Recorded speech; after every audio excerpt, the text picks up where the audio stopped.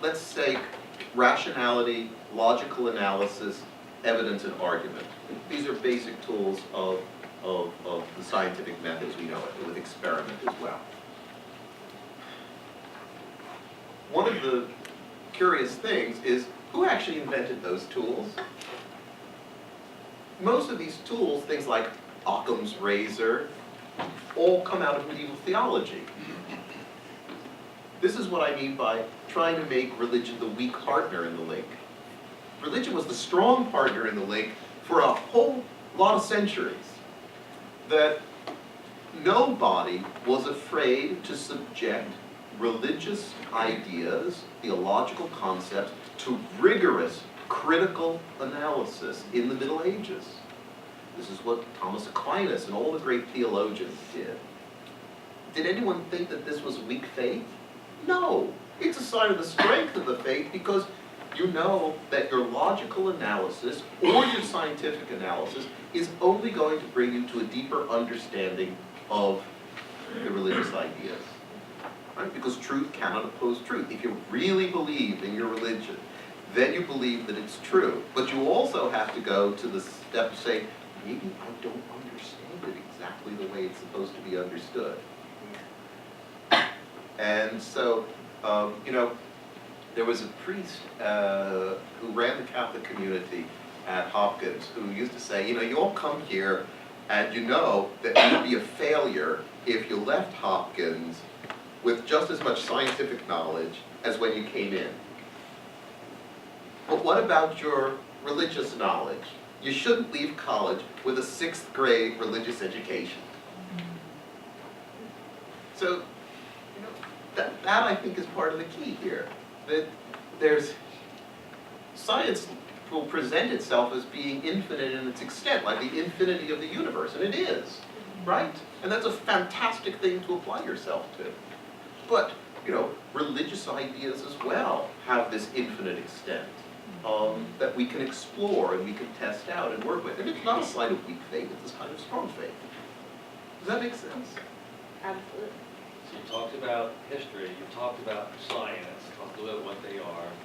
Talk just for a second about religion and what it is. The struggle to understand the place of the divine in our lives and what that means. And I think St. Augustine put it best when he talked about the ways that we want to come to know God. And he said that God speaks to us in 2 totally different ways. He speaks to us in the scriptures. That's one way. But that can be really hard to interpret.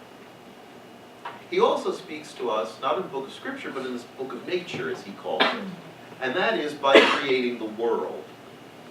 That in looking at the world, that is, in engaging with the scientific enterprise of natural science, we come to learn about its creator. And he says something that is sort of mind-boggling for modern people, for 21st century people who are used to a totally different outlook. He says, actually, the book of nature is easier to interpret than the book of scripture. Because, for one thing, we can do experiments on the world and find out about it, and come to a much more certain knowledge through science. So then he says, well, that means that all our interpretations of Scripture are in fact provisional based upon what we learn through our own explorations. So he says, for example, if you read the Psalms, it says, and the Lord stretched out the sky like a skin over the world. He says, well, the sacred writer was writing to the knowledge of the people for whom he was writing. He didn't want to confuse them with scientific facts. So this is clearly wrong. The sky is not flat like a skin. We can reinterpret this text in various ways. But the astronomers already in the 5th century had proven the rotundity of the Earth. I forgot to tell that to you with the Columbus stuff. Nobody had any doubts about the shape of the Earth after the 4th century BC, period. So he says, that means that scientific knowledge, that knowledge of the book of nature, has to inform the way we interpret the scripture. So what he's doing is he's bringing together, like, I think this was the term of John Paul II, two wings of a diptych, or the two wings upon which the human soul flies to the divine through faith and through reason. That we can't be afraid of how they're going to speak to each other. Look, the whole medieval university was one big argument, right? From the founding of universities, and it should still be that way today. We should still be arguing with one another all the time because we're trying to find truth. And if we do have faith in God and faith in the truth, we know that that exercise is a kind of mission to find the truth, to challenge ourselves and challenge our ideas. Talk to us about historical snobbery. Historical snobbery. Yeah, just reading the past through the lens. Oh, well, you see, this is the great, the use and the abuse of history, right? Many times people want to justify themselves by reinterpreting the past, right? We see companies do this all the time. We've been in business since 1923, right? So it's a lineage.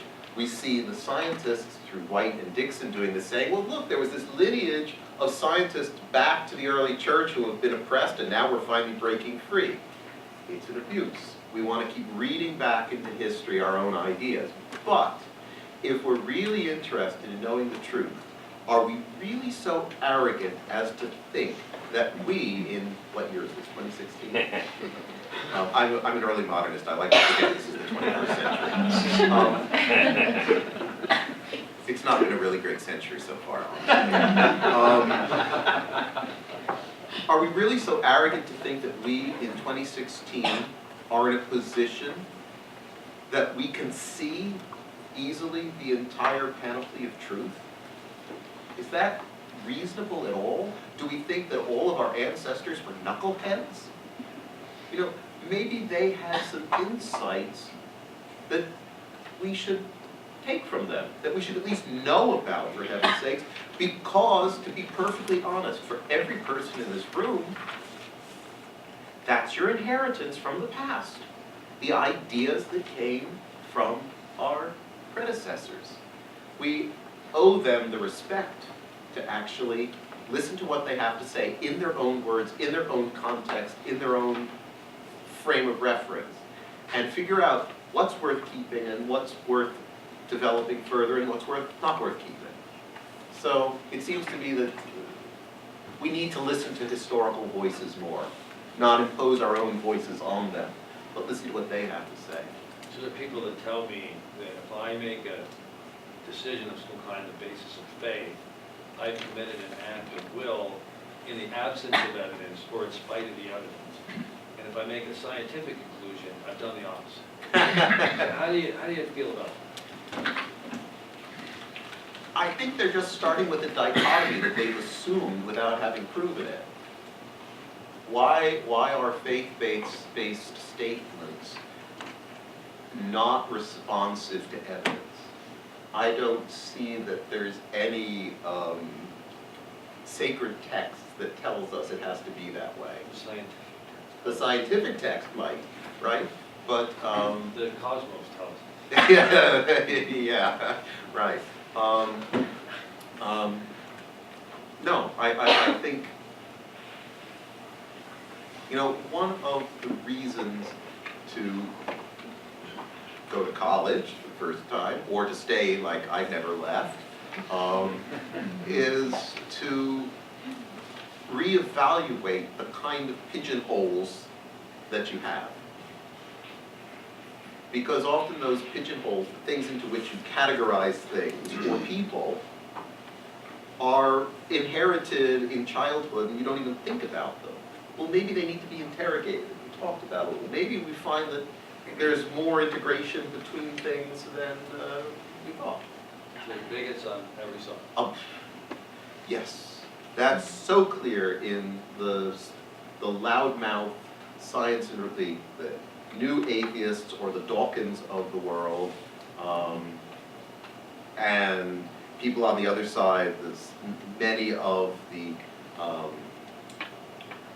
politically motivated fundamentalist spokespeople who, and let me say this publicly, who really pissed me off because I don't like the fact that they have co-opted the name of Christian. They have no right to speak for the entirety of Christianity. I'm a Christian, I am a Roman Catholic Christian. They don't speak for me, damn it.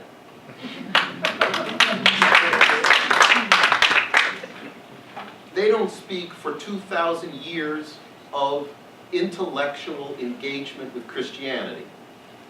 They make a mockery of it, and they make the name of Christian, the word Christian, to be a term of derision and insult. And you know who was a prophetic voice in that? My favorite, like one of my patron saints, St. Augustine. He said, in his literal commentary on the book of Genesis, he said, when a non-believer hears us speaking nonsense on topics about the earth and the weather and the stars and the sky and things that they know for certain, then all of Christianity is mocked. So we're equal opportunity bashers this morning. Andrew, it was Mark Nolan went to see, right? The scandal of the evangelical mind. What was it? What's the scandal? There's not much of one. Yeah, I know Mark. That sounds like what he would say. This was the genesis of the apology. Ah. Because Andrew came and he said he hadn't seen that book. And he Oh, said, really? I just resent that label that I have no mind. And that's why we started 10 years ago. All right, Did so you meet Mark? Right? I have, yeah. Okay, good. he's gone to see him. So we got about 15 more minutes. I wanted to just lay a little bit of foundation so we can have an intelligent discussion based on the facts and don't try to outrun our proofs. What would you like to talk to Dr. Principe about? So, you mostly, I think, convinced me about the historical use of religion, of observation, as a means of evidence for truth, right? So the caricature that religion doesn't care about observing the real world. But there is still a dichotomy between the only believing in basically observation, especially observation that is objective, you know, and that There's such a thing. right, any discovery that the interpretation of an observation is not objective is valid in the scientific world. So I think it's appropriate to talk about objective as in everybody has to be able to see the same data. Only that versus that plus what's Right. more than that. Right. That's so isn't there still that dichotomy? Well, there is and there isn't, because you see,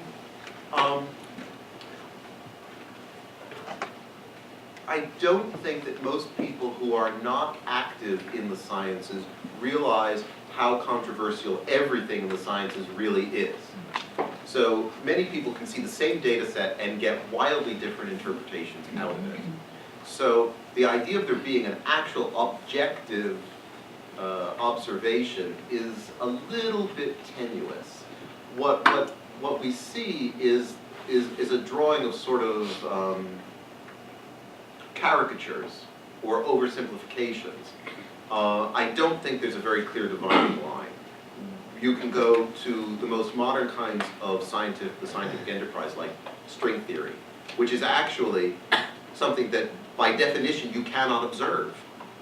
And yet, somehow, this counts as science, even though it's completely unobservable. Right? It comes totally out of a calculation.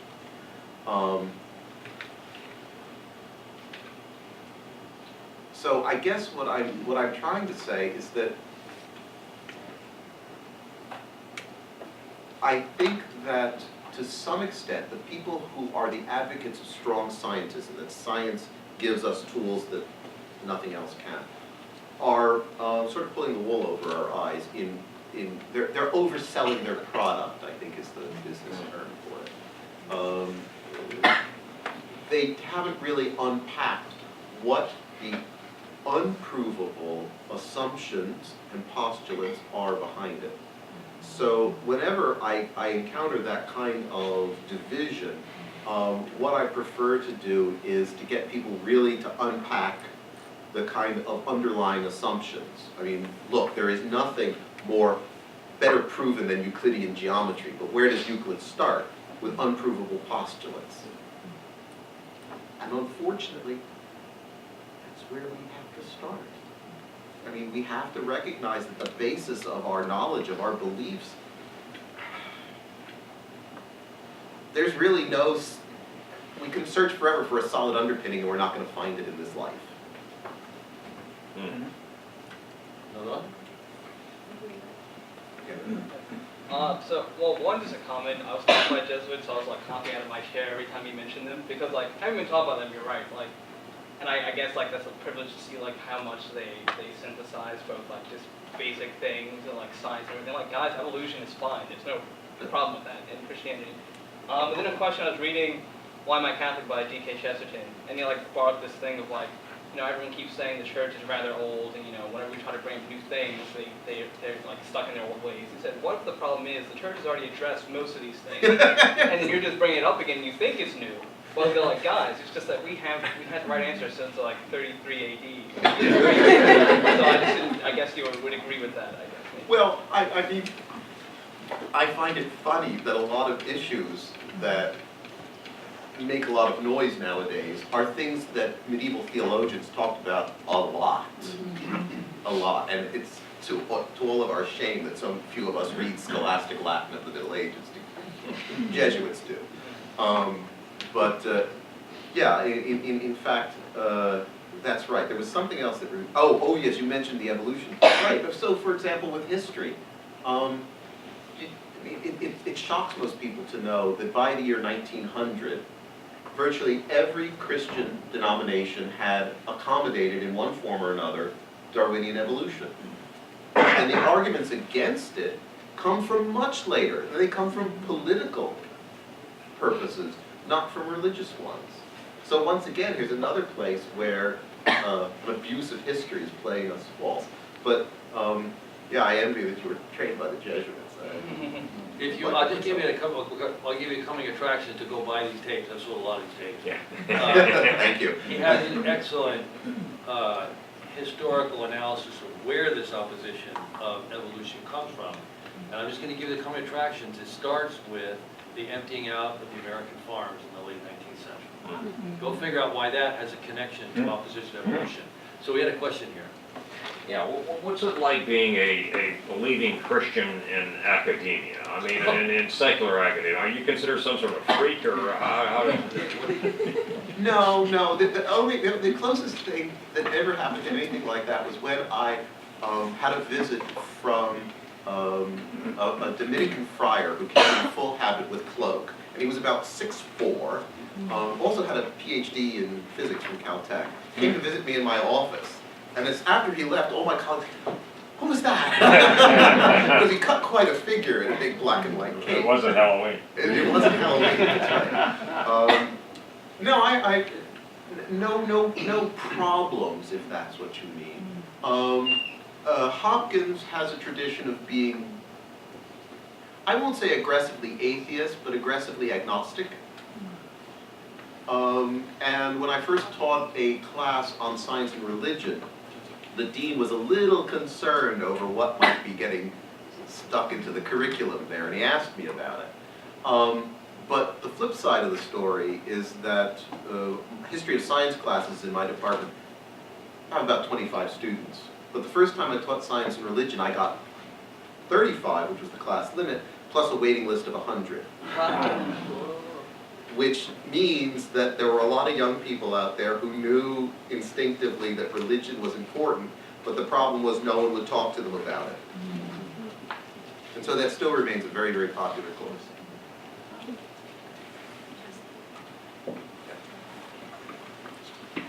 Scientists, when talking to the public, will often say things like, we used to think, but now we know X, Y, and Z.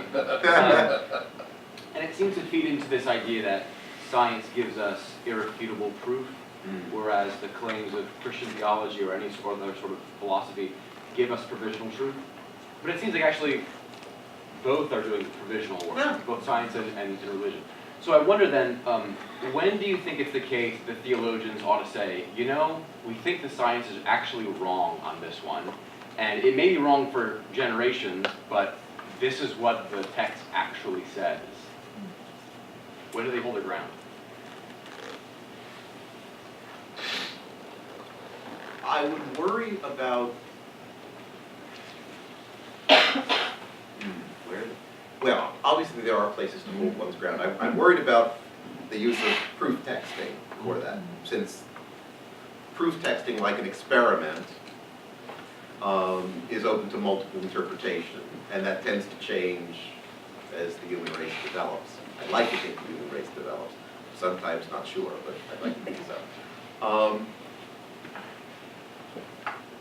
I think what the theologians should be very active with is because they're good philosophers, they should be, is to refute scientism's outrageous claims for absolute knowledge, to talk more openly about the limitations of human knowledge, the cultural determinism, to some extent, of human knowledge. We should be much more open about that. Unfortunately, you see, the problem is that because the scientists have really set themselves up, even unconsciously, as a sort of second priesthood, this sounds not just like an academic argument, but like heresy. Oh, well, you're just anti-science. And so it goes instantly to an emotional argument rather than a rational one. Which again is one of the reasons I like history. We can be a lot more dispassionate about history than about what's going on now. So the historical exemplar can function as a sort of, what should we say, a meeting ground where some of the emotion is diffused. Not always the case, but sometimes.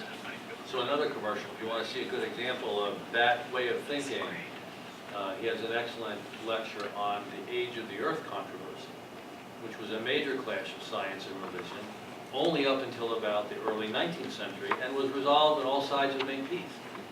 And he uses it as an allegory for where we ought to be trying to go with evolution. So maybe we've got time for one more question. Bruce. I hear what you're saying in terms of so many arguments being politically motivated against evolution, but I'm just curious if you don't feel some of them that might be coming from intelligent design or from other thinkers could have some basis against macroevolution, or do you feel that that's all politically motivated?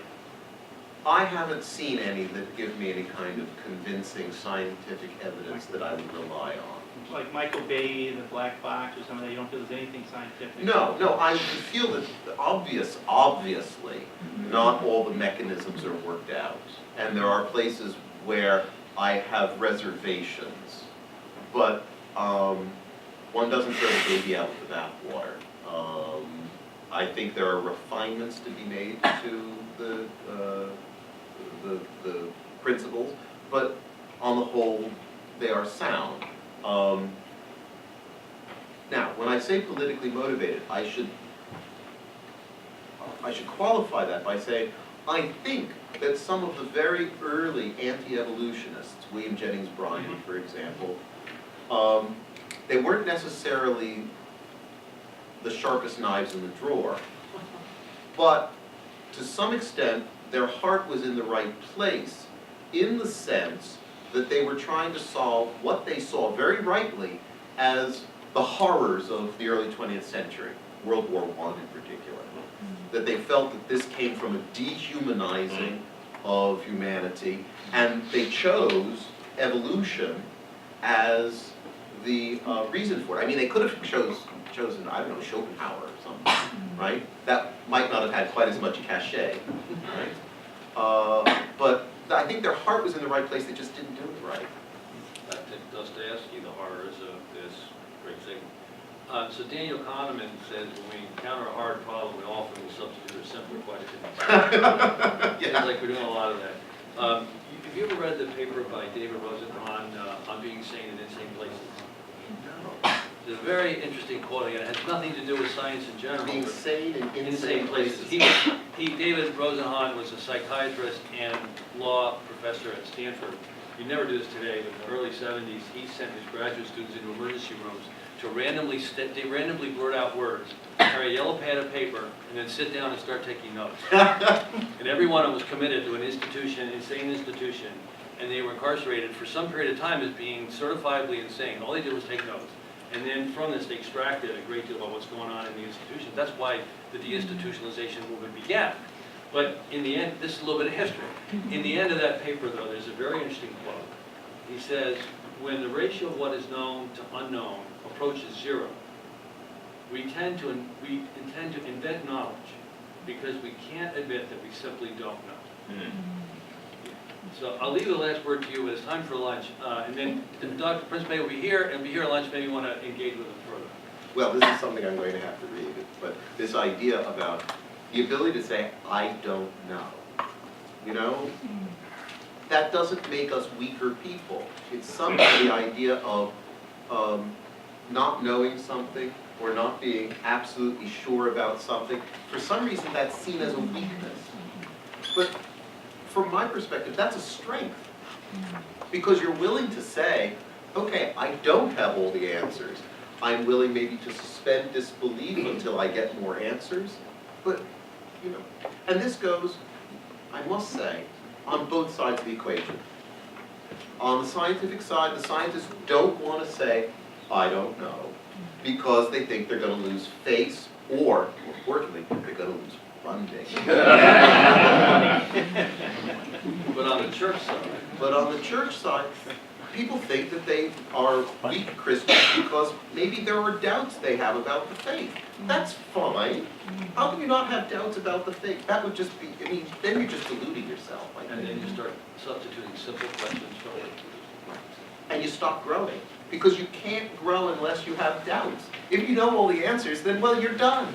well, we're done, but you